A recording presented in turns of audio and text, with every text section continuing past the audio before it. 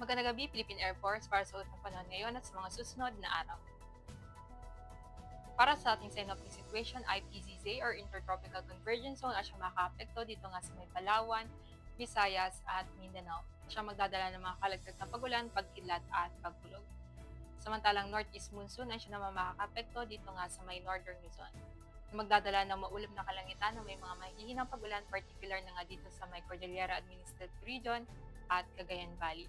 Samantalang shear line ang siya naman makakapekto dito nga sa may Aurora, Nueva Ecija, Bulacan, Rizal at Quezon, na magdadala rin ng maulap na kalangitan na may mga kalatkat na pagulan, pagkidlat at pagkulog. Samantalang ang Metro Manila at ang nalalabing bahagi ng Luzon ay makakaranas ng bagyang maulap hanggang sa maulap na kalangitan na may mga pulupulong pagulan, pagkidlat o pagkulog.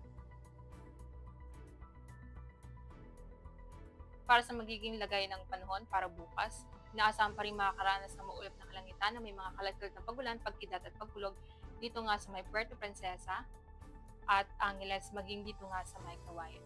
Samantalang sa Metro Manila at ang nalalabing bahagi ng Luzon ay makakaranas ng bagyang maulap hanggang sa maulap na kalangitan na may mga pulupulong pagulan, pagkidlat o pagkulog. Ang buong Kabisayaan at buong Mindanao ay makakaranas naman ng maulap na kalangitan na may mga kalagkat na pagulan, pagkidlat at pagkulog. Para sa pagtatayan ng panahon sa mga susunod na araw, simula Lunes hanggang Wednesday ay makakaranas ang Metro Manila ng bahagyang maulap hanggang sa maulap na kalangitan na may mga pulupulong pagulan, pagkidlat o pagkulog. Gayun din ang mararanasan dito sa may Cavite at Lipan. Samantalang sa Angeles, sa Lunes ay makakaranas ito ng maulap na kalangitan na may mga kalatkalat na pagulan, pagkidlat at pagkulog. Samantalang inaasahan pagdating ng Martes hanggang Wednesday ay makakaranas ito ng bagyang maulap hanggang sa maulap na kalangitan na may mga pulupulong pagulan, pagkidlat o pagkulog. Gayun din ang mararanasan sa Puerto Princesa, Calayan Island, Lapu-Lapu,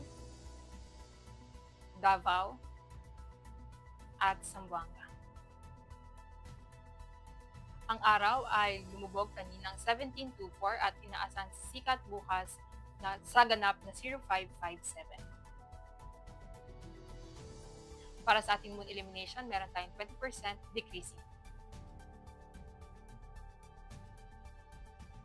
Para manatiling updated sa lagay-atayan ng panahon, i-follow lamang Air Force Weather Center sa aming mga social media accounts.